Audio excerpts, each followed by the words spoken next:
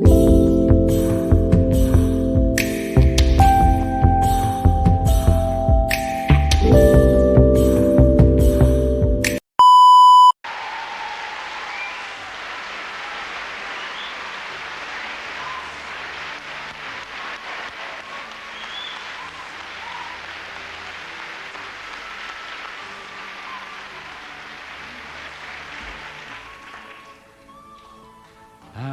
open my mouth to the Lord and I won't turn back, no, I will go, I shall go to see what the end is gonna be.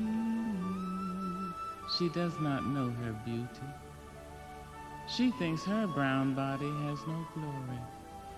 If she could dance naked under palm trees and see her image in the river, she would know.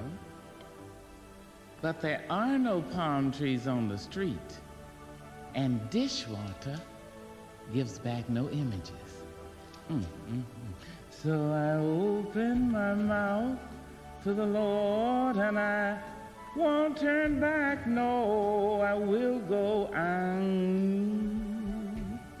shall go. Well, once riding in old Baltimore, head filled, heart filled with glee, I saw a Baltimorean keep looking straight at me. Now I was 8 and very small, and he was no whit bigger. And so I smiled. But he stuck out his tongue and called me nigger. I saw the whole of Baltimore from May until December. Of all the things that happened there, that's all that I remember. But I open my mouth to the Lord and I won't turn back, no, I will go, I shall go to see what the end is gonna be. I shall thank you. Yes, sir. Hit it. That's it.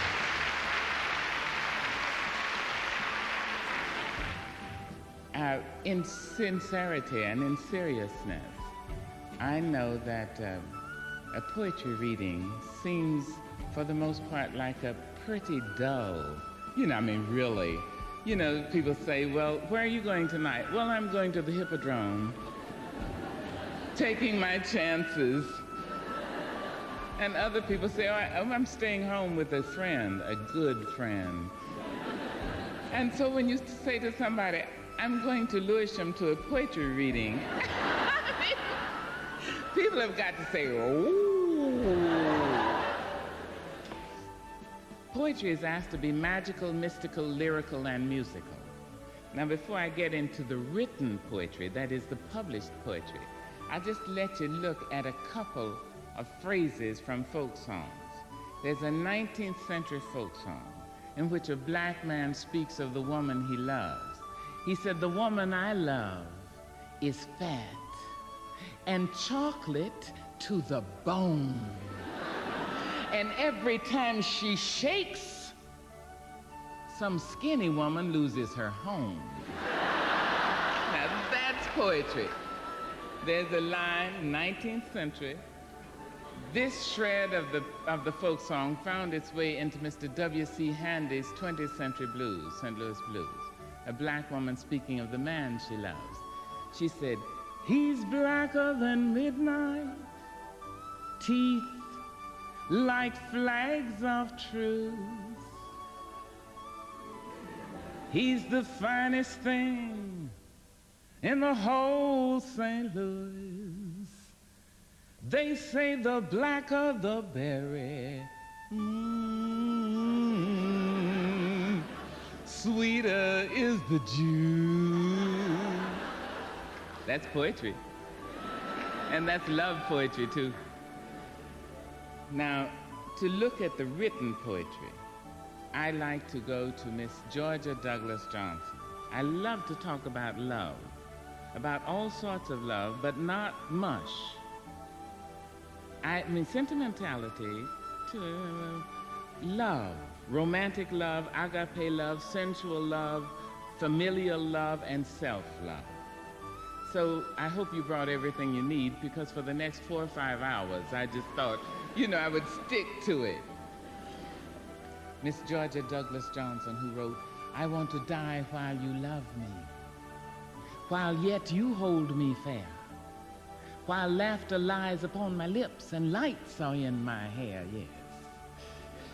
I want to die while you love me.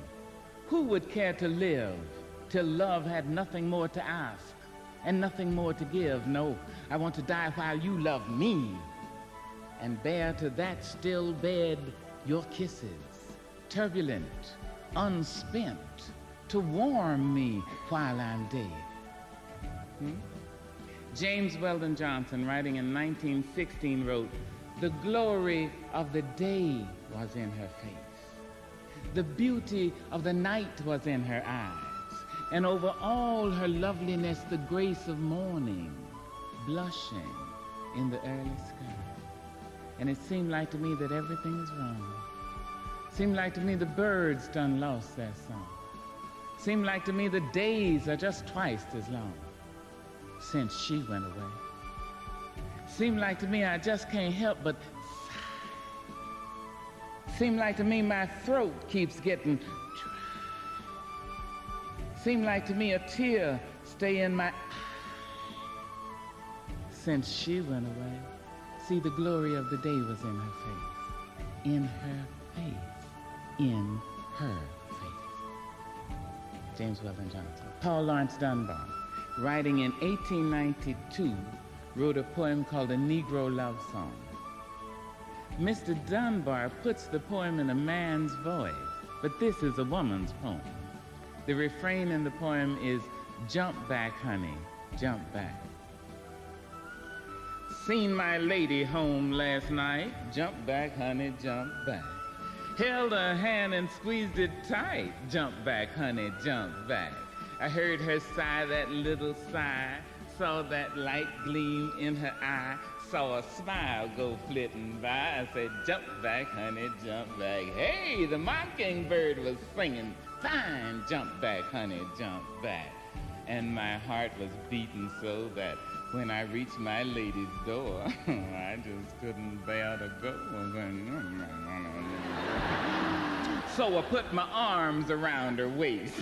Jump back, honey, jump back. I raised her lips and took a taste. Jump back, honey, jump back. I said, love me, honey, do you love me true? You love me as well as I love you? And then she answered, of course I do, but jump back.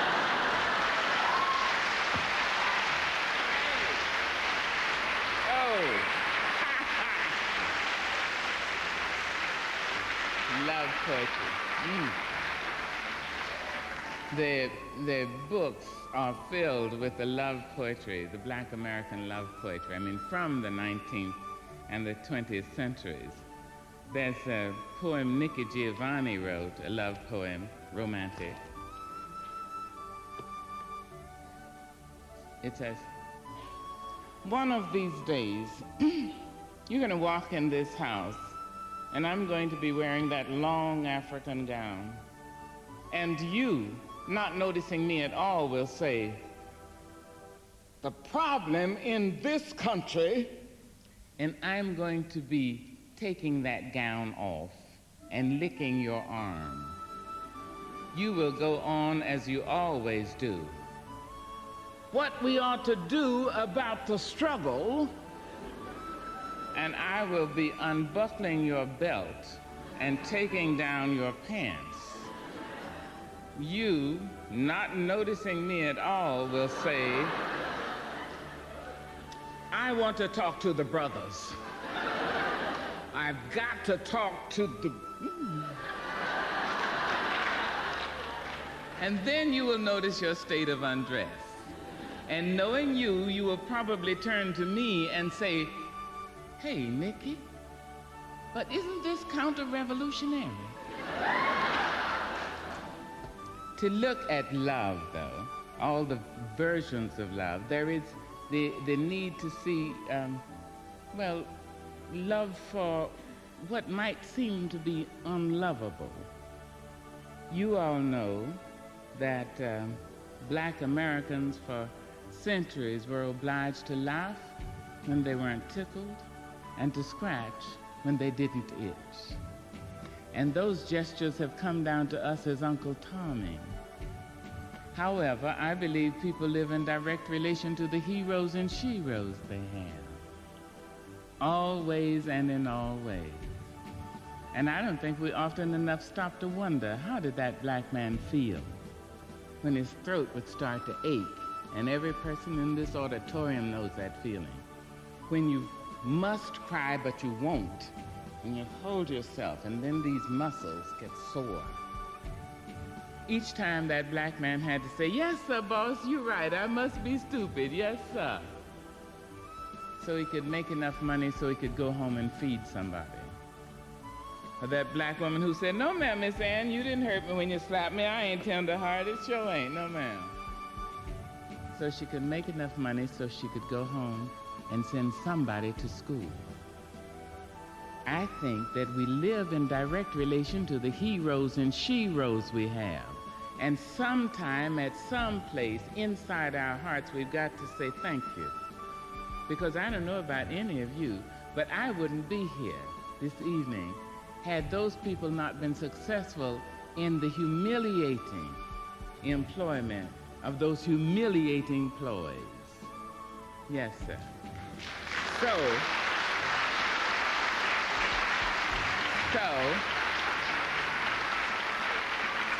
I honor them, and in honoring them, I honor all our ancestors who tried to stay alive and be somebody so that we could be here this evening and try to accept that we've been loved,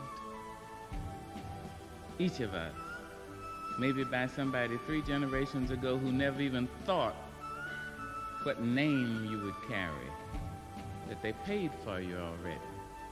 To look at that condition, I wrote a poem about a woman who is a maid in New York City. She sits at the back of the bus with 2 shopping bags, black. If the bus stops abruptly, she says, "Ah, ha, ha, ha, ha." If it stops slowly,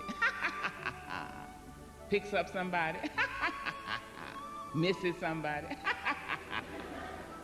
I watched her for about 9 months.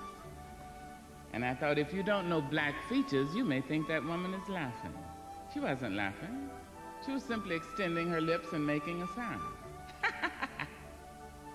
I thought, oh, I see. That's that survival apparatus at work. So I wrote a poem for her. I used it with Mr. Paul Laurence Dunbar's poem, Mask, and my own poem for old black men. This is love. When I think about myself, I almost laugh myself to death. My life has been one great big joke, a dance that's walked, a song that spoke. I laugh so hard, I nearly choke when I think about myself. 70 years in these folks' world, the child I works for calls me girl.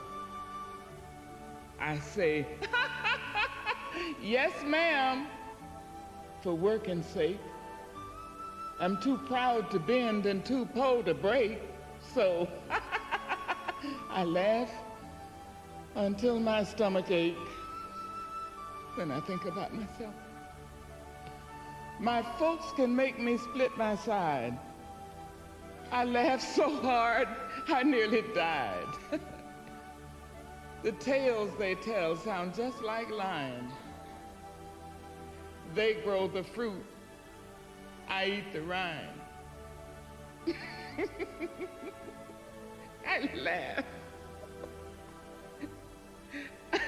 until I start to cry.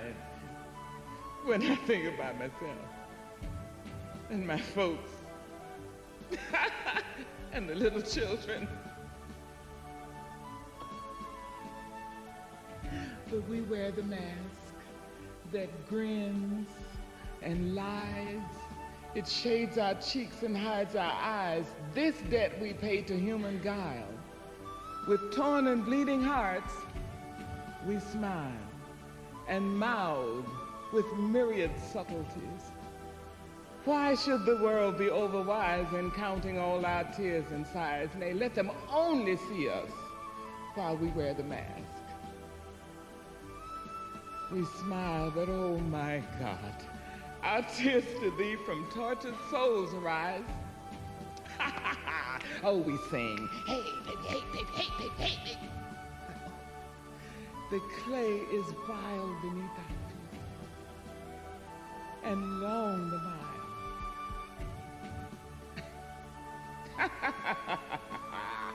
Let the world think otherwise. We wear the mask. My fathers sit on benches.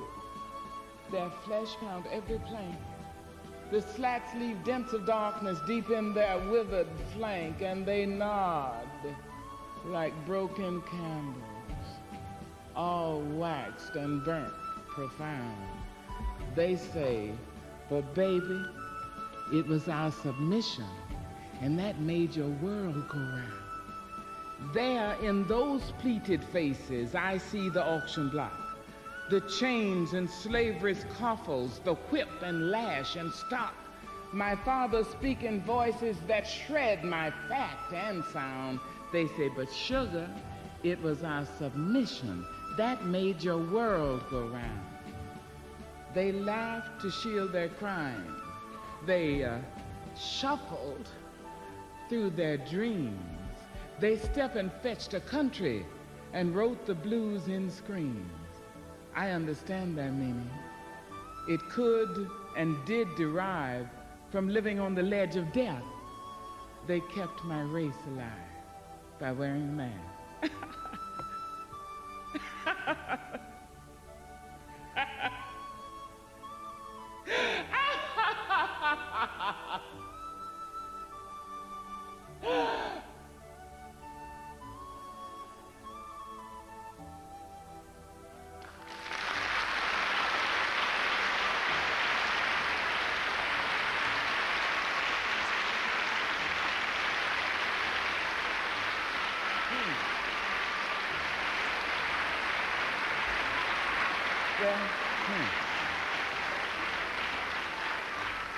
You see, that too is love, Leslie.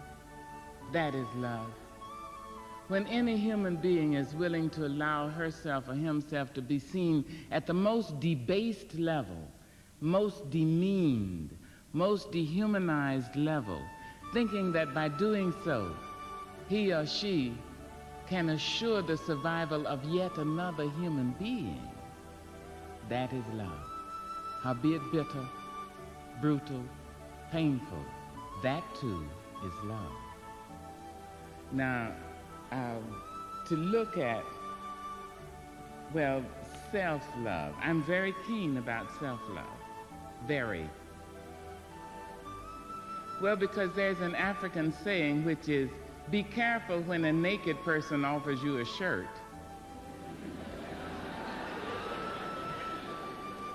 I mean, if the person had any clothes, he put some on himself first, right? So I never trust anybody who says, I love you, and the person doesn't love herself or himself. How can he? How can you give something you don't have? So I always encourage self-love. That's why I sometimes think we ought to deal with that first. You must find something wondrous, the uniqueness of one's own self, to remind us that each of us is worthy. Some years ago, I wrote a play in New York, and I'd written the book, the lyric, the music, and we were to open. And the night before we were to open, the producer, who had all the money, told me that the play needed a work song.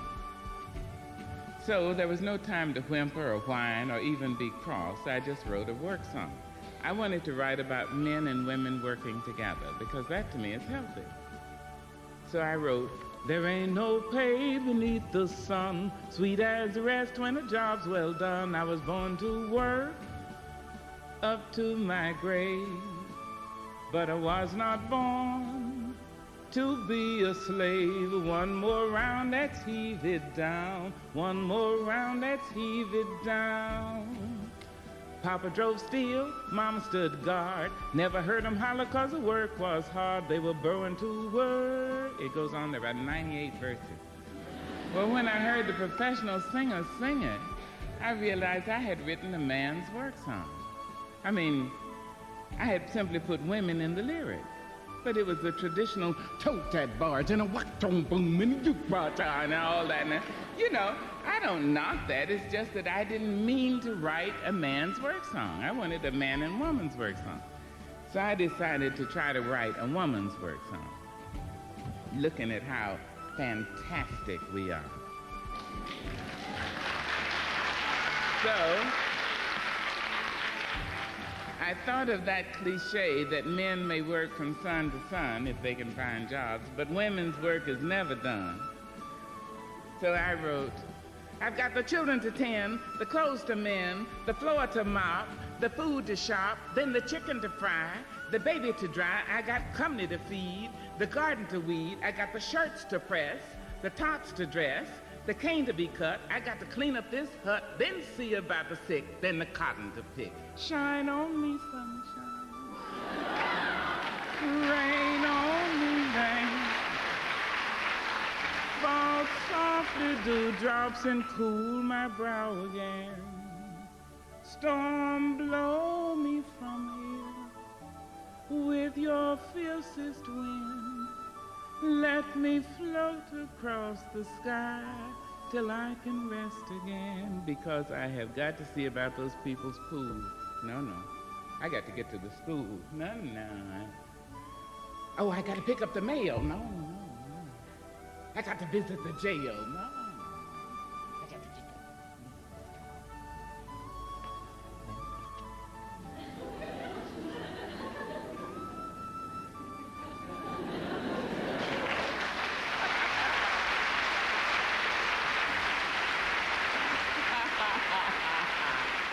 Too true.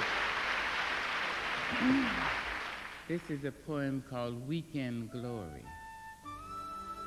I think you'll, only one thing. There's a first line says, some dicty folks. Dicty is a Black American Southern word meaning hinkty, which means sedity, which is a word sort of meaning snobbish, haughty. Some dicty folks don't know the facts, posing and preening and putting on acts, stretching their necks and straining their backs. They move into condos up over the ranks, lend their souls to the local banks, buy big cars they can't afford, then ride around town acting bored. My job at the plant ain't the biggest bet, but I pay my bills and stay out of debt.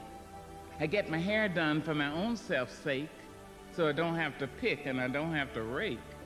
I take the church money out, then I head across town to my friend girl's house where we plan our round. We meet our men and go to a joint where the music is blues and to the point. Folks talk about me, they just can't see how I work all week at the factory, then get spruced up and laugh and dance and turn away from worry with a sassy glance. They accuse me of living from day to day. Who are they kidding? So are they.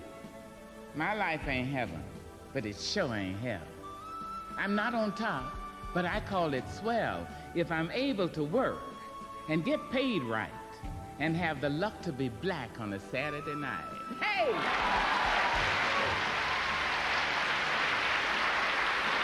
Woo! Yes.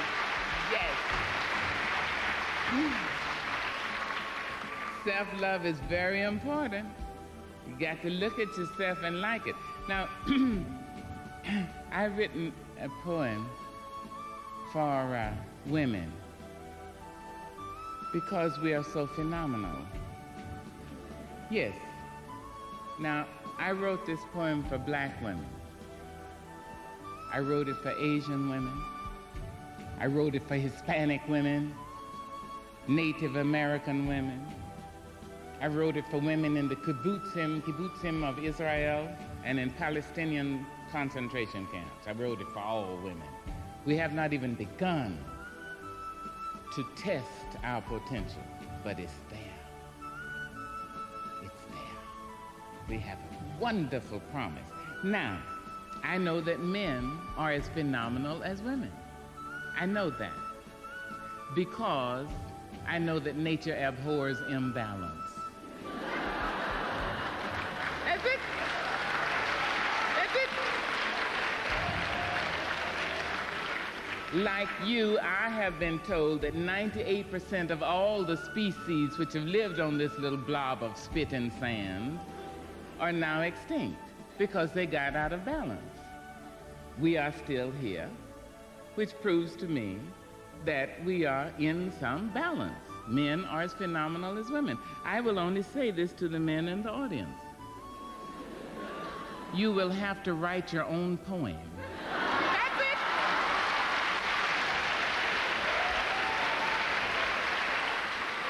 This one is for us. I wrote it for fat women, very fat, those who hate their sizes but will do nothing about it except call a friend in the middle of the night and say, girl, there's a skinny woman still trying to get out. And I wrote it for fat women who love their sizes and who are the epitome of sensuality when they walk down the street. That's it. I wrote it for skinny women, those who deserve all our sympathy. I wrote it for all. Many people wonder where my secret lies. I'm not cute or built to suit a fashion model size. When I try to show them, they think I'm telling lies. I say it's in the reach of my arms, the span of my hips, the stride of my step, the curl of my lips. I'm a woman, phenomenally. I walk into a room just as cool as you please, and to a man the fellows stand or fall down on their knees. And then they swarm around me, a hive of honeybees. I say, oh, it's the fire in my eyes, the flash of my teeth, the swing in my waist, the joy in my feet. Men themselves have wondered what they see in me. They try so much, but they can't touch my inner mystery. When I try to show them, they say they still can't see. I say, oh, it's in the arch of my back.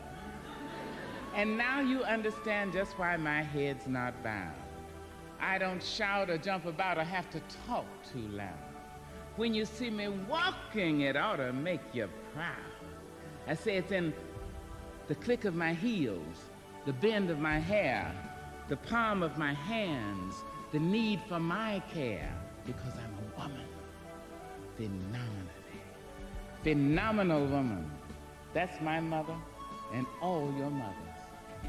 And then my grandmothers, and all your grandmothers, and my great-grandmothers, and your great-grandmothers, my great-great-great, and your great-great-great, and all you women here, and me.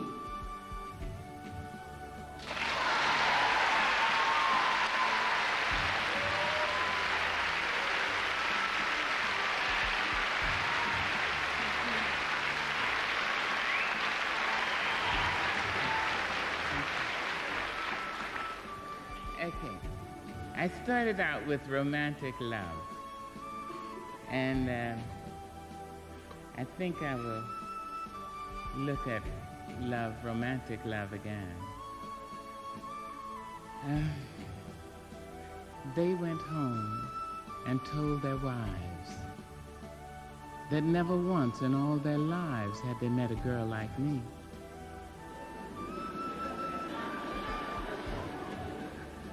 But they went home. My praises were on all men's lips, They liked my smile, my wit, my hips. They'd spend one night, or two, or three.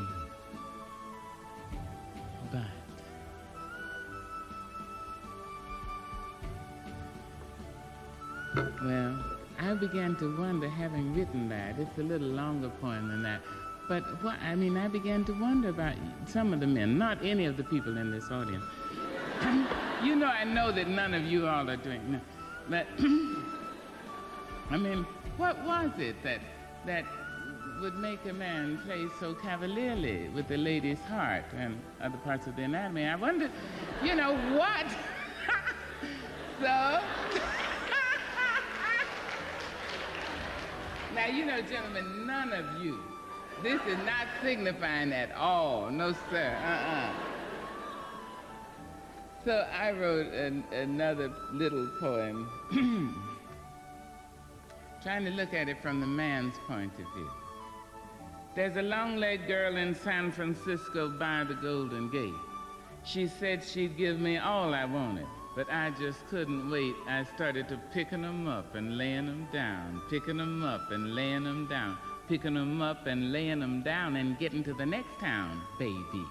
Now, picking them up and laying them down is a Black American phrase meaning walking. You know, it's picking them up and laying. And then it means however you know, whatever you... I met that lovely Detroit lady and thought my time had come. But just before I said I do, I said I got to run and started to picking them up and laying them down, picking them up and laying them down, picking them up and laying them down and getting to the next town, baby. There's a pretty brown in Birmingham, man, she's little and cute. But when she tried to tie me down, I had to grab my suit and start to picking them up and laying them down and picking them up and laying them down, picking them up and laying them down and getting to the next town, baby. There ain't no words for what I feel about a pretty face. But if I stay, I just might miss a prettier one someplace. That's why I start that picking them up and laying them down and picking them up and laying them. Now, men, you know I'm not talking about you.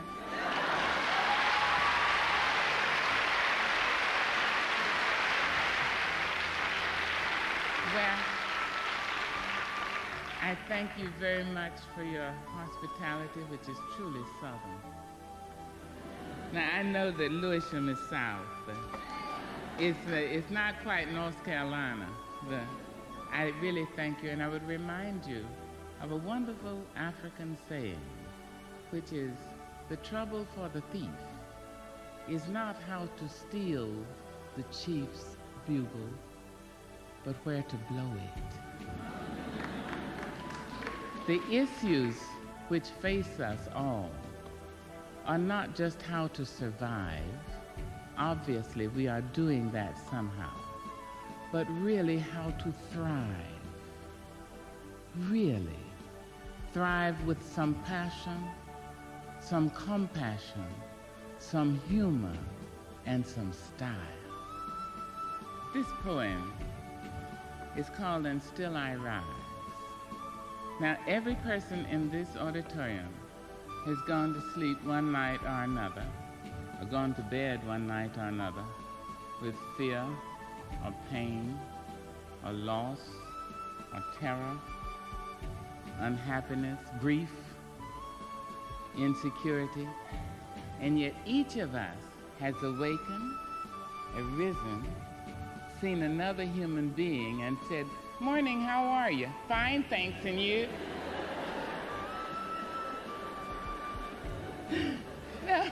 Now, wherever that abides, whether it's behind the kneecap or in the bend of the elbow or between the teeth, wherever that lives, there we will find our nobleness.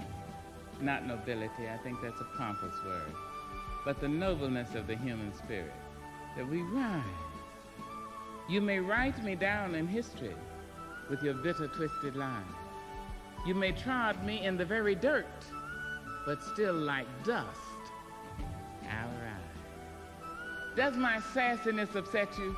Why are you beset with gloom? Just because I walk as if I have oil wells pumping in my living room. just like moons and like suns, with the certainty of tides, just like hope springing high.